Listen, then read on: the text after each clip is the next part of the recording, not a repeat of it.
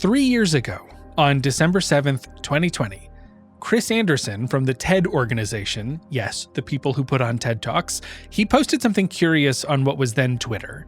He wrote, "Okay, this is big. I'm recruiting people to participate in a one-of-its-kind social experiment. It will be exciting, surprising, somewhat time-consuming, possibly stressful, but possibly also life-changing."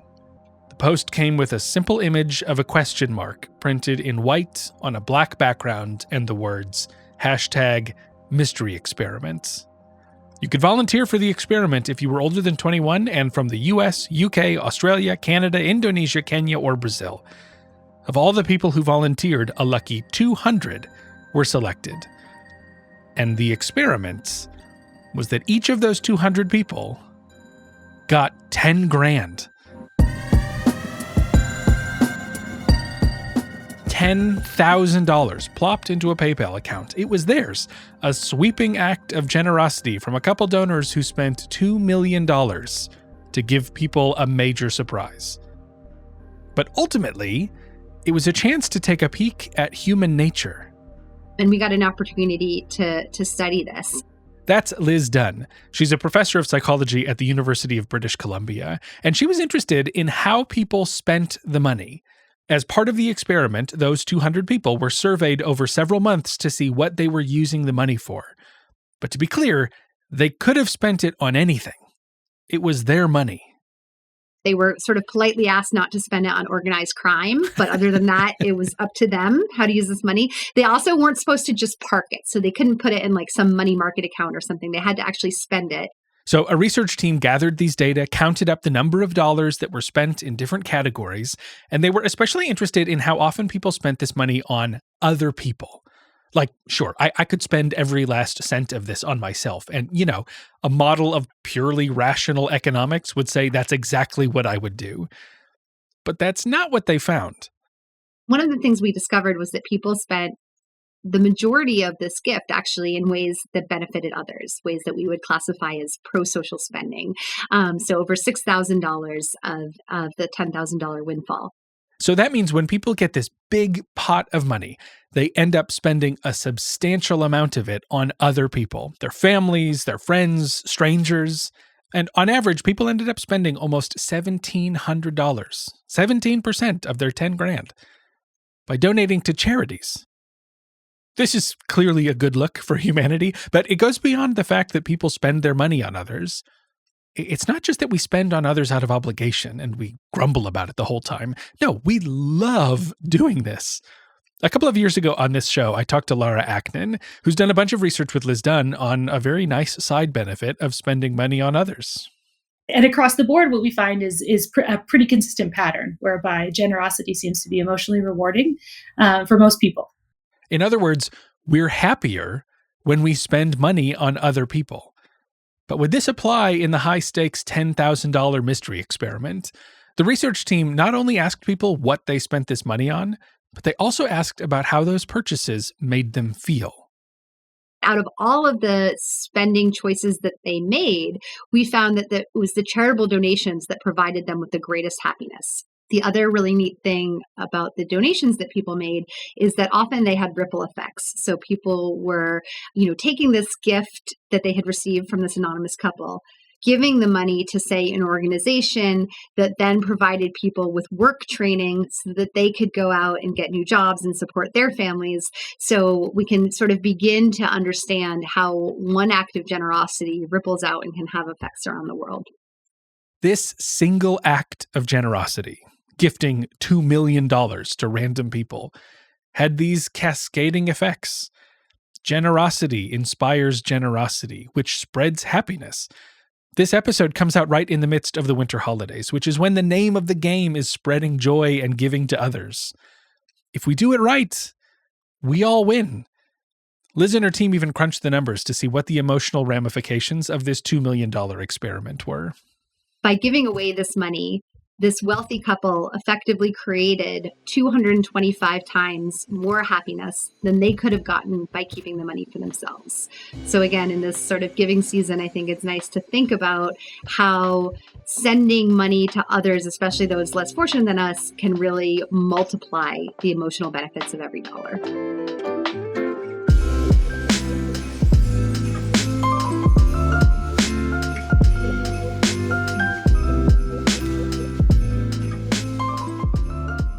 You're listening to Opinion Science, the show about our opinions, where they come from, and how we talk about them. This week, I'm excited to share my full conversation with Dr. Liz Dunn. You might remember her from 20 seconds ago. She's a social psychologist and one of the leading experts on the science of happiness. I wanted to get her take on how social scientists study happiness, that emotion we crave. How do we measure someone's happiness? And critically, is there anything we can do to feel more of it? So we talk about her career, the nuts and bolts of building a science of well-being, and a new paper she published diagnosing the state of the research on strategies for boosting happiness. So let's get to it.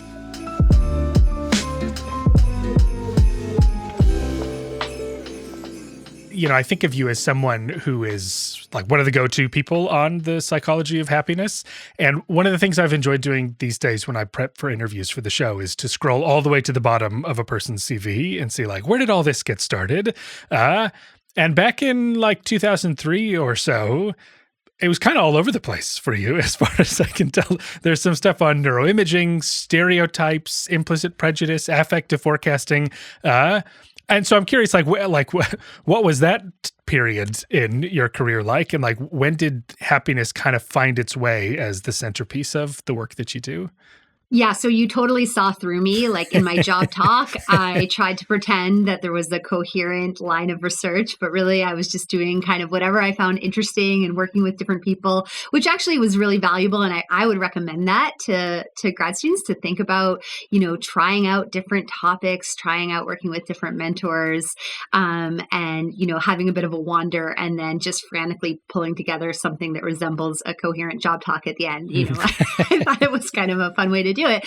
But actually, my connection with happiness research started even before grad school. So I was very lucky that I got to work with Dan Gilbert while I was an undergrad at Harvard.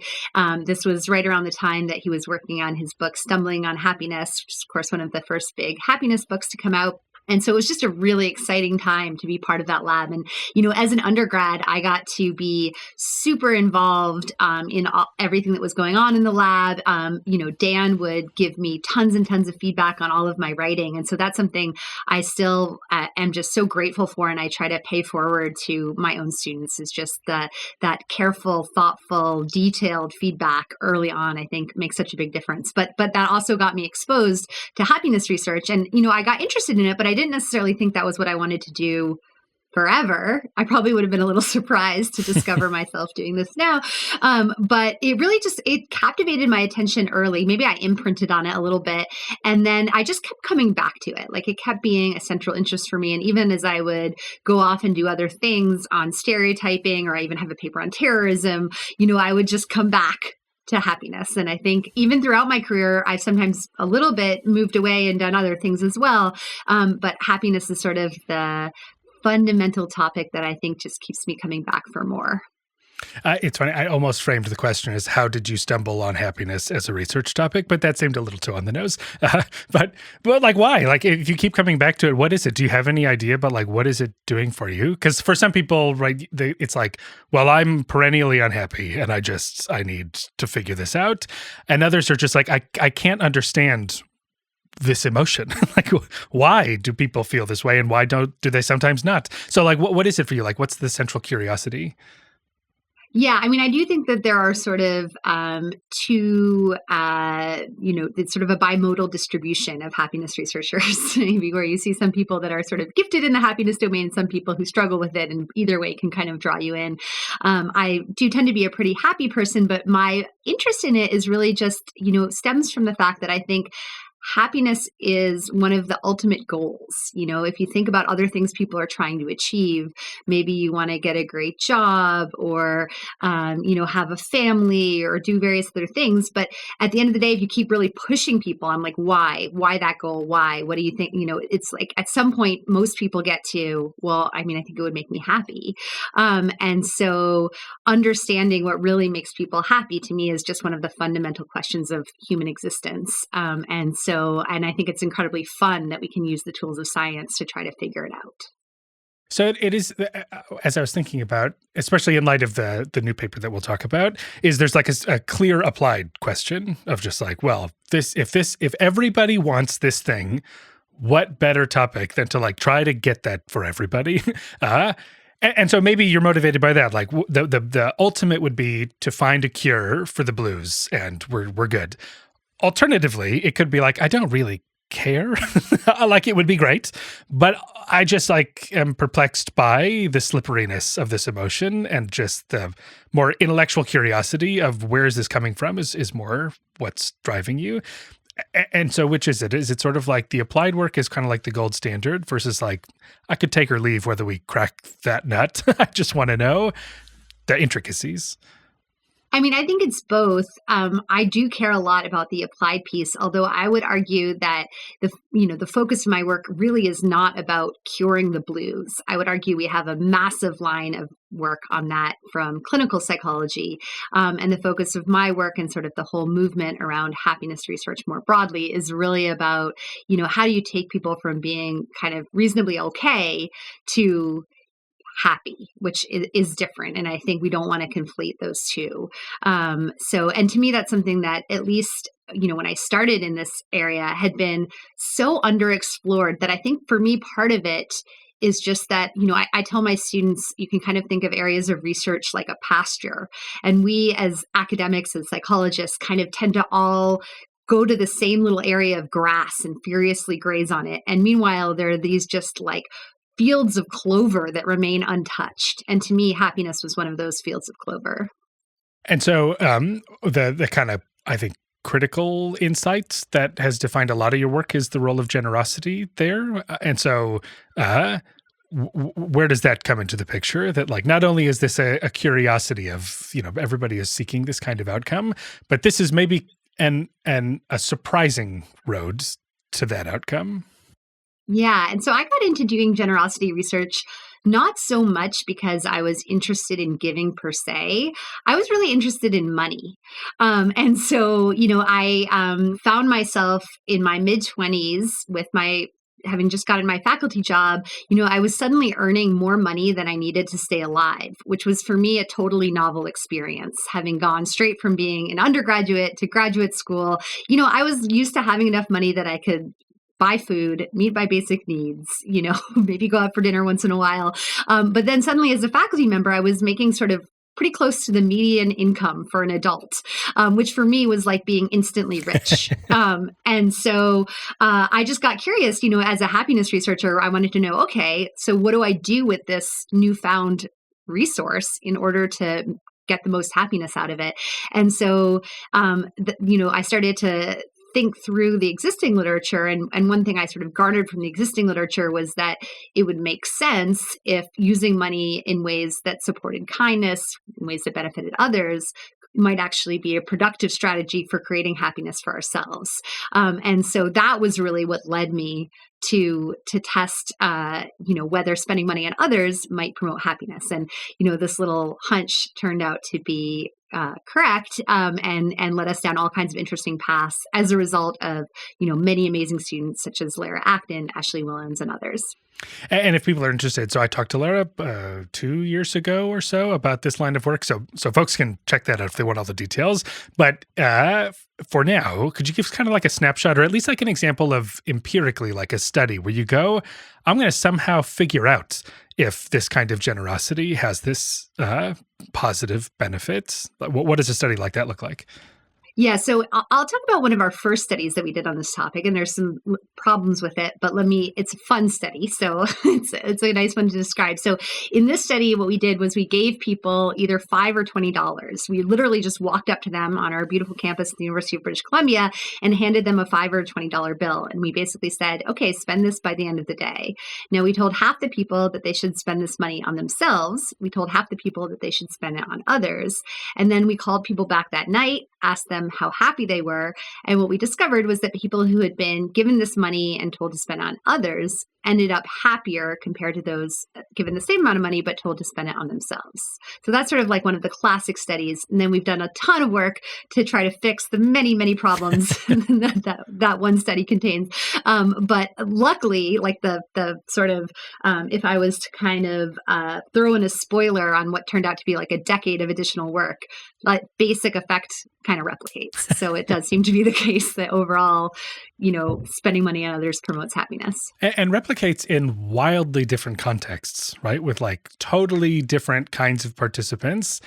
It seems like there just is this through line that like, look for places where people are being generous to others and you find people who are happier. And so I'm curious, like, why? What is it? Like, what does it do? Like, is there a clear sense of like, this is ultimately the reason why this has this positive benefit for the self? Yeah, so I don't think there's a one single pathway through which these benefits emerge. And I think that's why the benefits are so robust and replicable, because we're not depending on just one single little mechanism. And so, I think part of it is that, it can make us feel more connected to others when we spend on other people. It can help to affirm our own values. It can give us a sense of sort of autonomy of like making our own choices. But again, I think because of these multiple pathways, the effect ends up being pretty robust. What's more interesting to me, so I've never been super interested. I know psychologists care a ton about mediators and mechanisms. To me, that's never been that interesting, a piece of this in terms of thinking about mediation, because when we've tried to do sort of mediation analysis, looking at what explains this effect, we basically see it's a bunch of things all together. And so what's more interesting to me is kind of understanding the moderators, which of course is a related question. But there we see pretty clear evidence that people are more likely to experience joy from giving to others when they can really see the impact that it's having on them or can vividly imagine how it's making a difference. So if you just give money, but you have no idea if it's making a difference, or God forbid, like you help somebody and it turns out badly, as I did last week, then, that makes you feel kind of bad. So in terms of the who knows about why this thing happens, that's kind of almost what I expected. And what I sort of wanted was just like that's just what happiness is. That's just what joy is.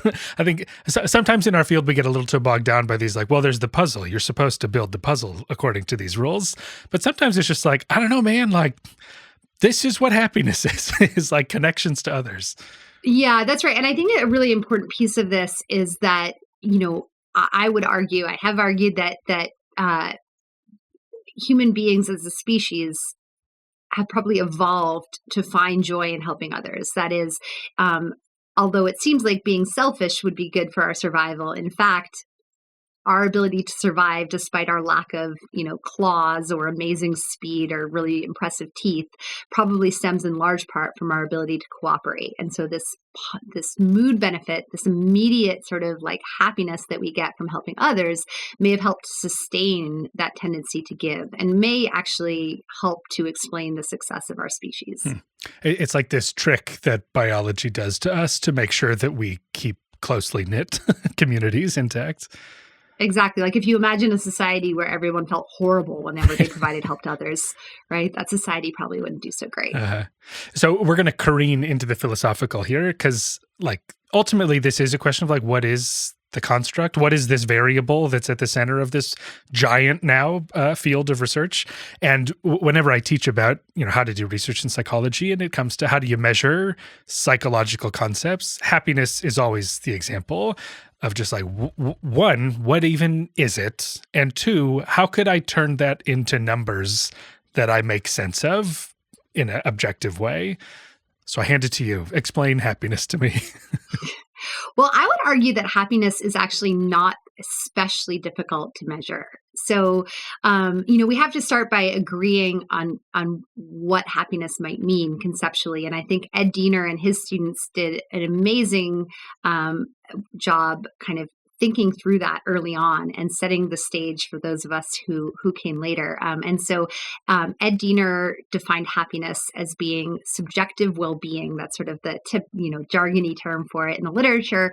And as subjective well-being comprises three key components. So we would say somebody is high in happiness or high in subjective well-being if they have high life satisfaction, if they experience quite a bit of positive emotion, and if they don't experience too much in the way of negative emotion. Now, I think one misunderstanding that sometimes creeps in is that people think, oh, like if you experience negative emotions, you're not a happy person. And that's just simply wrong. So everybody experiences negative emotions. Negative emotions are healthy. They are part of life. It's just that we want to see people experiencing a lot more positive emotion than negative emotion on a typical day. And so fortunately, there are actually really great scales that have been developed that can measure each one of these constructs, positive affect, negative affect, and life satisfaction in pretty, in a short amount of time. They're easy for people to answer. And in fact, on the Gallup World Poll, which is a worldwide survey that's used, people answer the happiness questions at very high rates, suggesting that around the world, these are questions that people are unable to understand, interpret, and answer. And not only that, their answers correspond pretty well with the kinds of measures we'd like to see them correlating with. So, people who say that they're happy, you tend to see their friends and family saying, yes, this is a happy person. People who are happy tend to have better physical and mental health. So it really checks out nicely. And in fact, I think this is one reason why happiness has gained popularity among economists, because economists, more so than psychologists, I would say, tend to get, for good reason, very focused on measurement quality. Psychologists have started to do this more recently, but I think, economists were I get the feeling that economists were pleasantly surprised when they wandered into happiness research and discovered that it was actually being measured pretty well. When you say on the Gallup poll that it's like answering rates are high, this just means that not many people are opting out or saying, I don't know, or failing to give a response. Yeah, people are able to answer these questions, basically. Which I wouldn't have thought of that as a benchmark, but it sounds like that means that for other questions, that's not true. That people go, I don't even know what to say. I don't know what you're asking. I don't want to answer this, right? And so just like this is a question people answer is just generally considered a good sign. What are some of the kinds of questions? So you're trying to diagnose. I don't. You don't need to quote the scale specifically, but like even if it was hypothetically, I'm just trying to give people an idea of like, how could I, in the course of conducting a study, quantify, like even just like basic how do surveys work? Is that what it is? It's like a series of questions and I'm rating how much I agree or disagree with a statement. Oh, like what do the measures of positive affect, negative affect, and life satisfaction look like? Exactly. Yeah.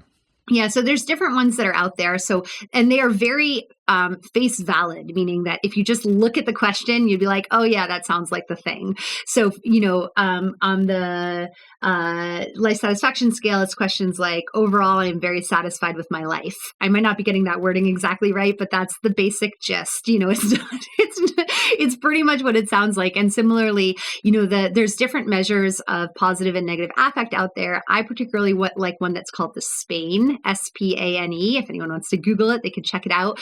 But that just asks people how much they've been experiencing, very sort of common central sorts of emotions, like literally happiness, sadness, just not, whereas some older measures use kind of weirder words. And I really like just these central, everybody knows what they mean kind of words. And so again, people seem to be able to answer these questions. They correlate with the things we might want to see them correlating with. So it gives me a lot of reassurance that this is something we really can measure. And I do think it's interesting using this as an example for students, because I guess it is something that when you first hear it, it sounds like, oh, how could we ever quantify this? And it's like, yeah, no, we can do that. It's not a huge problem. And it's a good example of like, well, if you want to know about someone's experience, you ask them and say, what is your life like? Tell me about your everyday experience.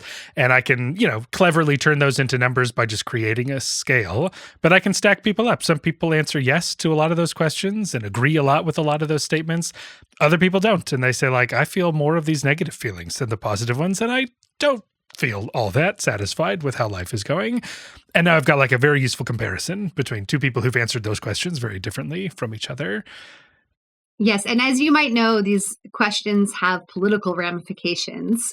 So when it was in counties where people were experiencing low levels of happiness and particularly declining levels of happiness, where it seemed to be responsible for electing Trump when he became president. I think these measures deserve to be taken seriously. It would be easy to write off such a simple question, but it seems like it's pretty powerfully connected to a lot of things.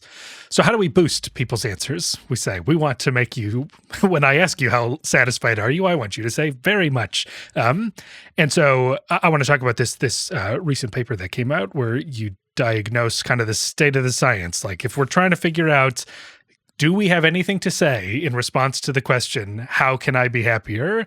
Like, do we have any ground to stand on?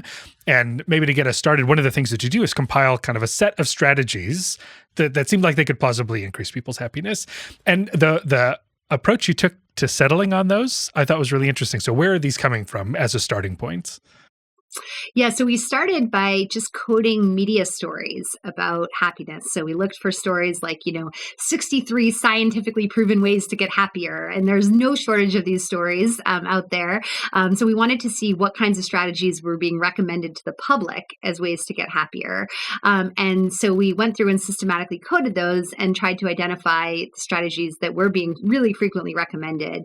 And so these included strategies like practicing gratitude, practicing mindfulness and meditation, engaging in exercise. And then from there, we tried to figure out, how good is the evidence behind these strategies? So the media selection was all like under the banner of scientifically supported, right? It wasn't just like Joe's blog of ideas for becoming happier, or is it really just like even lay theories were interested? Like if enough people say...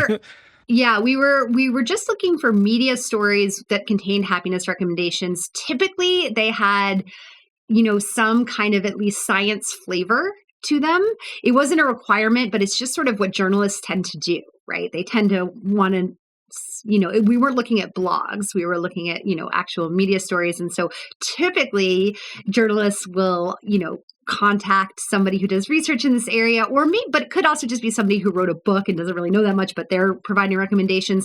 But in any case, we just wanted to start with, what recommendations are being delivered to the public. And that was what we cared about. And the reason we started there actually was because I had gotten a call from a journalist that I know, and he was asking me about, some of these strategies he sees all the time recommended in the media. And he wanted to know how good the evidence behind them really was. And I actually had to admit that I didn't know because I hadn't worked on most of these strategies. And I hate not knowing things. So that was when I decided I wanted to try to figure that out. And luckily my student Dunigan Folk is a superstar who has been reading a book a week since he was in college and is just like, can read an incredible amount of information. And so he was like, okay, yeah, I'll read all the articles and figure this out with you. And you'd have to be fine with reading because you dug up thousands of articles. So the next phase of this is like, okay, here are 5 strategies that seem to show up a lot in these media stories.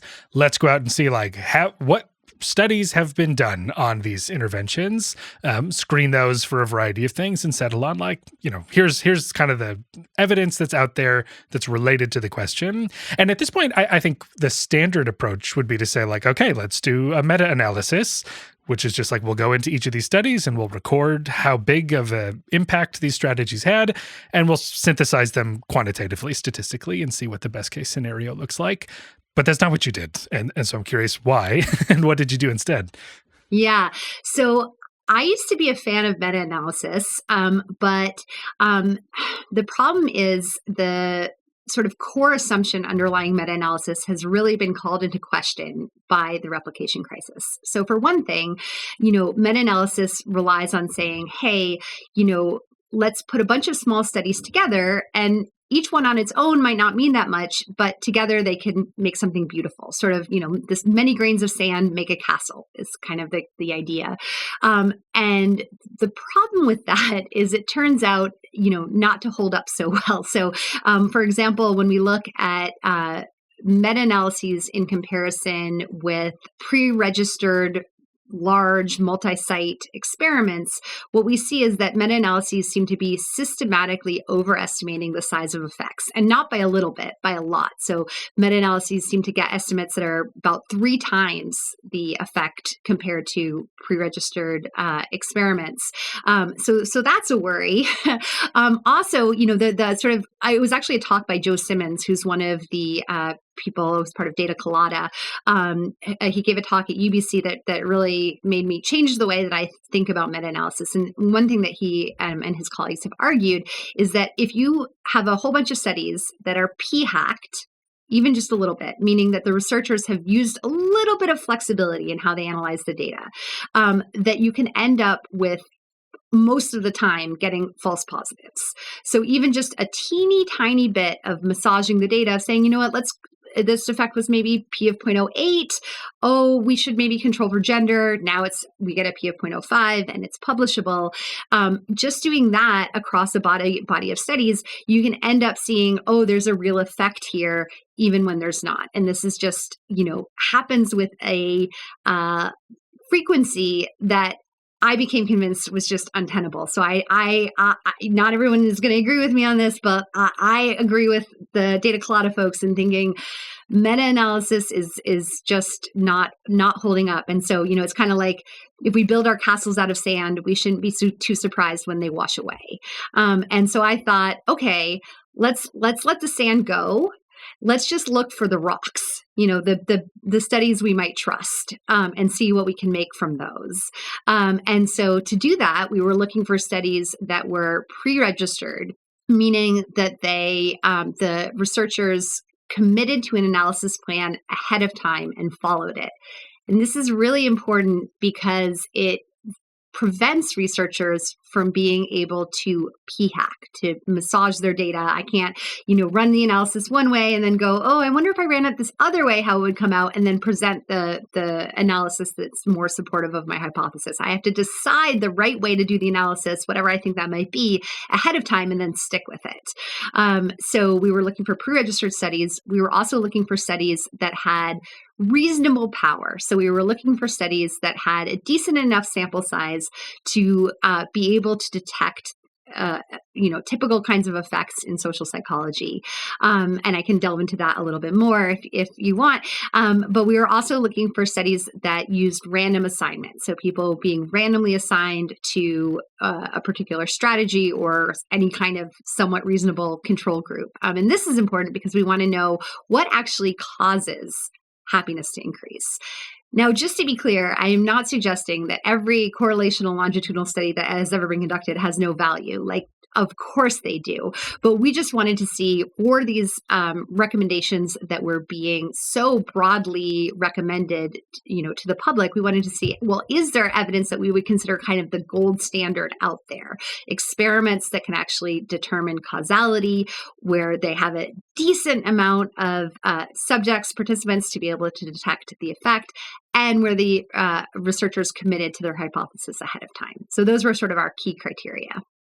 And the outcome isn't incredible when you look at how many, frankly, there are high bars, and in some ways the context is helpful here too, because there are high bars that have been put in place relatively recently, right? So much of this research was probably conducted before there was a lot of widespread attention to these sorts of things.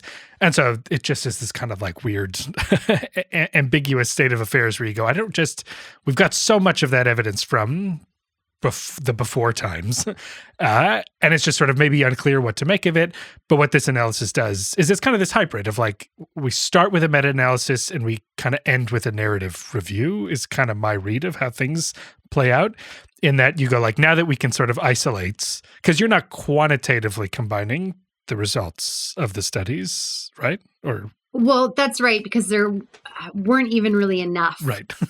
to make sense for it to make sense to do that. And also I think there are problems with combining studies that are very different from each other in a quantitative way. So, our overarching, what really surprised me is that looking at some of the most commonly recommended strategies, so practicing meditation and mindfulness, exercise, and exposure to nature, 95% of studies on those topics didn't even have enough participants to be able to detect the average published effect size in social psychology. And to me, that's a worry. And that's something that, again, is quite surprising. So it's perhaps not so shocking that there weren't a ton of studies that were pre-registered, because pre-registration is really something that's become widespread only in the past 5-10 years. But we've always kind of known that it was important to have decent sample sizes. I think the importance of having reasonably large samples has become more widely recognized over the past decade for sure. But, I think I was, to be honest, like pretty taken aback that so much of this research that is taken at face value just doesn't look so good when you zoom in. And again, it doesn't mean that the studies that are small were wrong or were necessarily p-hacked or anything. It's just sort of like if you had whole villages with homes made out of straw, and you discovered that straw could just sort of fall down at any time, right? You'd be a little worried, right? Like how solid are these villages? And you want to go in and fix them, not assume, oh, these villages are all set, we can keep on going. And so, I think one important takeaway from this is just that we as sort of reviewers and editors shouldn't be assuming that these conclusions are really solid. Instead, it would be great to see very well-conducted, rigorous, well-powered studies testing some of these ideas, because there's great reasons to believe that strategies like meditation or exercise, they really should be beneficial for happiness, theoretically speaking. It's just that the empirical evidence is not nearly as solid as I would have anticipated. And it seems clear you're not saying that like all of those studies that don't meet those criteria are like, the conclusion is not that they are wrong and let's throw them in the garbage. It's just like, we're going to overlook them for now and consider, like, if we only were to consider the studies that we could say for sure do meet these thresholds, what do they say? And so if you do look at that, do we have anything, or are we just still at sea as to how do we improve happiness? Yeah. And so of the 5 strategies that we examined, I would say there's pretty good evidence that practicing gratitude can produce at least short-term benefits for happiness. So that one looked pretty solid. Also, behaving in a more sociable manner, sort of acting a little more extroverted, maybe chatting with some strangers, that seems to be also a pretty reliable strategy for promoting happiness. And, it's also important to recognize we only examined 5 strategies. So 2 of the 5 kind of looked okay. 3 of the 5, meditation, exercise, and nature, there's a little bit of evidence that they work, but I was shocked by the dearth of evidence because, for example, on, exercise, there's nearly 200 experiments testing the effects of exercise for happiness. And yet only a handful of them would meet even the most basic criteria to get published today. A tidbit of that one that I really liked was that you talk about a study that compared physical exercise to watching a documentary on bookbinding. And for my money, truly, recently, that has been my recreation, is watching videos about bookbinding. And I was like, I don't know what you're talking about. That's not a control condition. That is maximum happiness. That is amazing, because I usually point to that study as an example of like, who thought of this control condition? Like, who would ever want to watch a documentary on bookbinding, and why did they choose that? But obviously, maybe your fellow bookbinding lover is out there and is like, what would be a really pleasant thing to do that doesn't involve exercise? Because the criticism is it's an unfair comparison, right? You go like, well, who could possibly be happy watching this? Anything. Sure, run on a treadmill. Even that would be better than watching these movies. But I'm on team, it's a solid control condition. You're on team bookbinding. Okay, cool. So I guess I'm curious, in terms of those 3 strategies that are not gratitude or sociability, how do you, like, what conclusion do you draw? So someone comes to you now, you now know the results of this analysis, and someone says, like, let's stay with exercise. Does exercise make people happier? What conclusion do you offer? I mean, I would say, I find exercise makes me happier. So I work out pretty religiously every day, and doing this research had no effect whatsoever on that life choice because I know for myself that it makes me happy. And so, I would encourage people to maybe experiment on themselves and sort of think of these strategies as reasonable hypotheses. But at the same time, I've also seen people feel bad or disappointed about some of these strategies not working for them. So, for example, I understand that meditation is supposed to be good for happiness. It does nothing for me.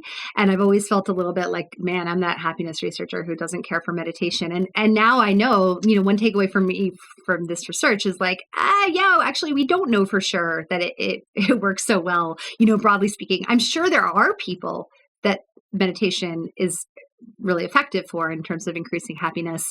But importantly, we don't know what percentage of the population that really is, who those people are. And so those are some of the really fascinating, exciting questions. So I actually think this is a super exciting time to be a happiness researcher because we have these ideas, but we don't necessarily know, there's so much to be figured out. I feel like there's actually, the pasture is much more filled with ungrazed clover than I realized. Yeah, it reminds me of, in my world of persuasion, where there's a similar kind of applied interest where it's like, well, what do I say to convince people to change their mind? And like my read of the evidence is just kind of like, well, I can't tell you that. there's not the one message that's just going to seal the deal completely every time for everybody.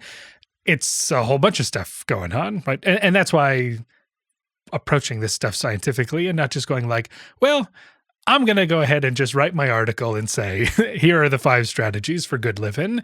I guess that's mostly an open question, reflecting back on what you're saying of like, this is, to what extent can a psychology of happiness offer the kind of conclusion that people want, which is like, oh, just do this and it'll be good.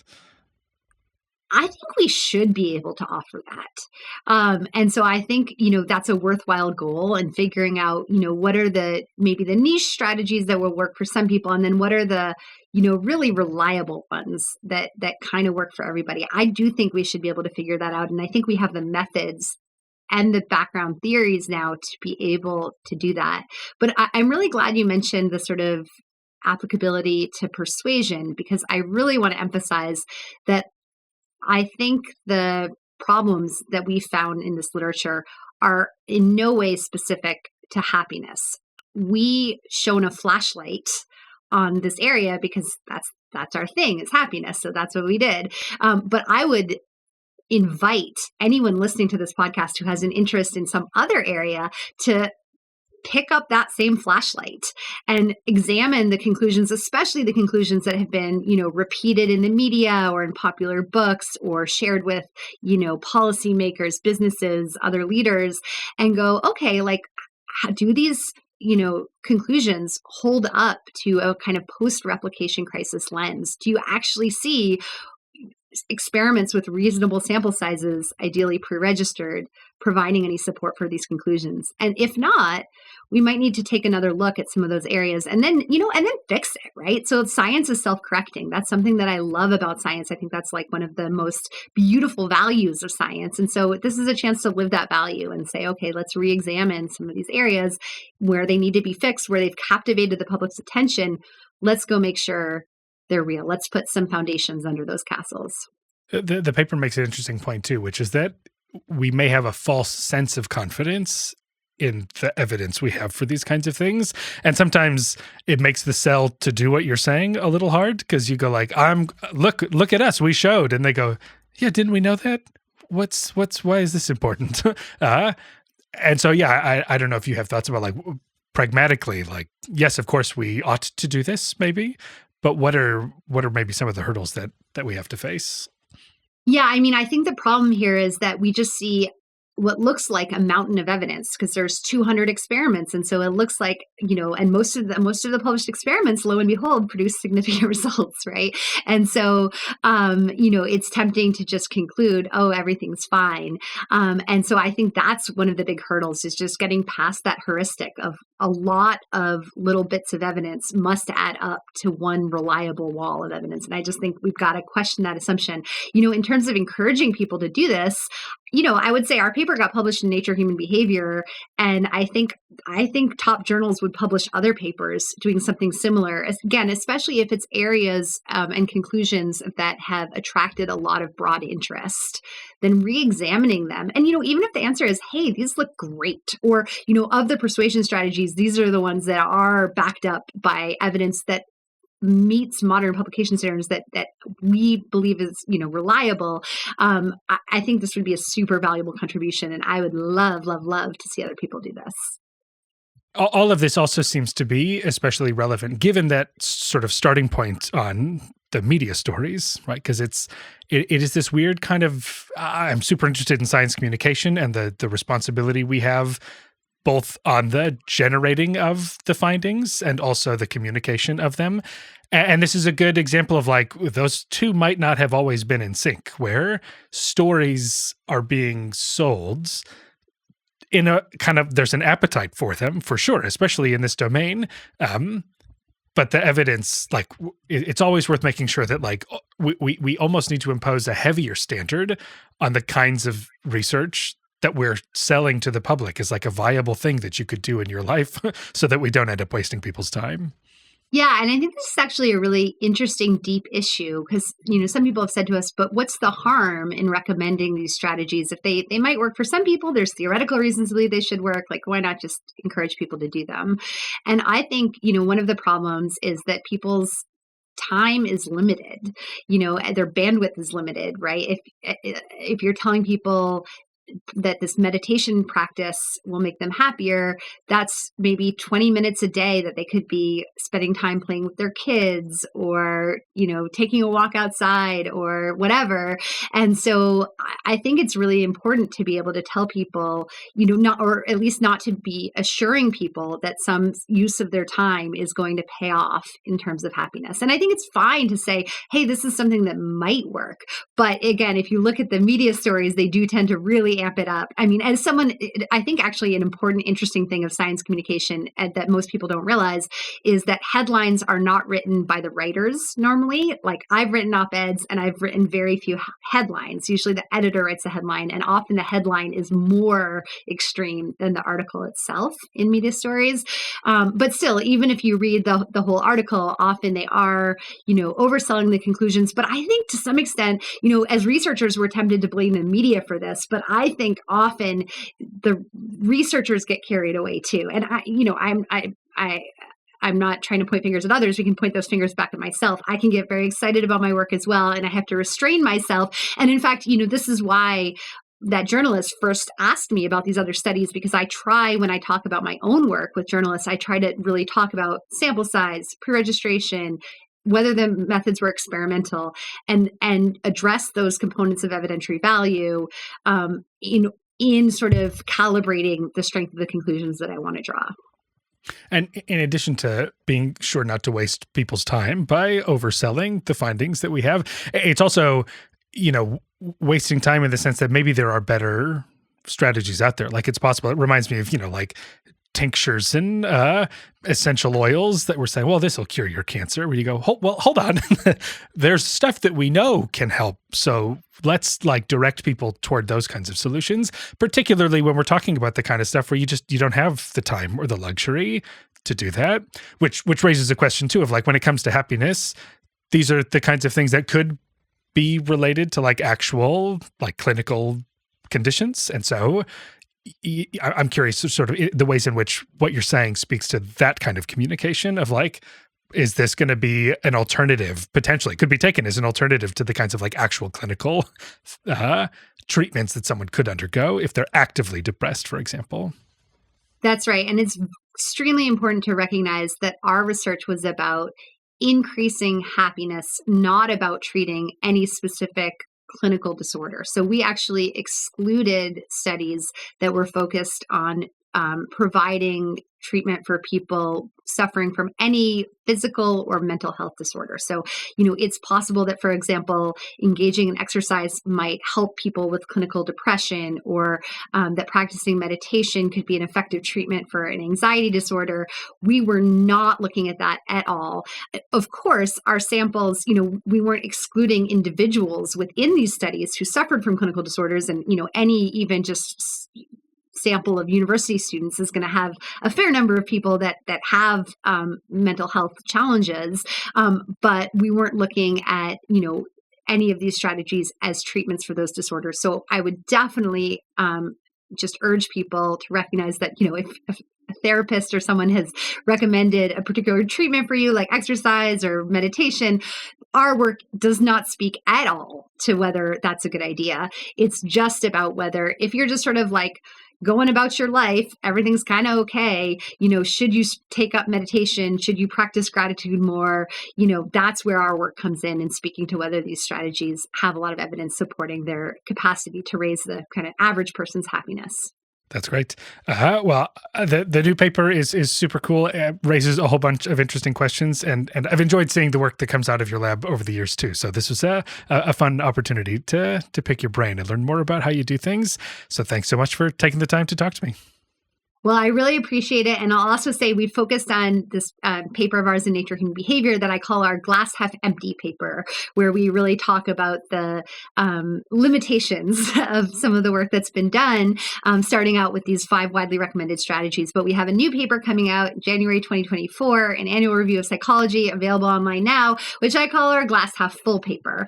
And in that paper, what we did was to sort of take the opposite strategy and say, hey, let's just look for all the pre-registered experiments that have been done on happiness. And there we found over 60 of them. Many of them are just awesome. And they're exploring other kinds of strategies, sometimes that aren't so much about sort of individual life hacks, but are more about system level changes that might be made. And there we see some really exciting and promising evidence for ways that happiness might be increased. So again, I think this is a super exciting time to be a happiness researcher, and I appreciate having a chance to share some of our work. Ending on a teaser. What a pro move.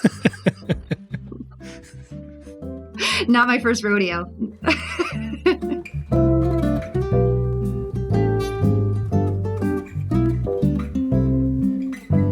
Alrighty, that'll do it for another episode of Opinion Science. Big thank you to Liz Dunn for taking the time to talk about all of this. You can check out the episode webpage for links to her website and to the research we talked about. I'll also plug her book, Happy Money, The Science of Smarter Spending, which came out like 10 years ago, but is still worth a look. This time of year, my Scandinavian heritage is beckoning. I'm making Norwegian Christmas cookies out of old spiral-bound cookbooks I swiped from my grandparents' house years ago. We're cozying up with family. There's this Scandinavian concept, Danish really, called hygge. I think I'm saying that right. Loosely, it means coziness with close friends and family, and it's been tied, at least in principle, to contentment and well-being. I mean, the Danes are like the happiest people in the world, so maybe there's something to it. I haven't seen a massive pre-registered experiment on hygge yet, but I'll err on the side of coziness. Wishing you a cozy holiday season too. Thank you so much for supporting this show. You can find all the previous episodes of Opinion Science on opinionsciencepodcast.com. And remember that thing about how giving to a good cause made people happier? Well, on the podcast website, you'll find a way to drop a few bucks in the show's hat to help pay for things like web hosting, music licensing, recording fees, all that stuff. Call it an investment in your personal well-being. Either way, thank you for being here. And thanks for turning up in 2023 in general. It's been an incredible year for the podcast, and I have you to thank. Coming up in January will be a breezy best of episode, and then some long-awaited fun special content you'll want to stick around for. So happy holidays, and I'll see you in the new year. Bye-bye.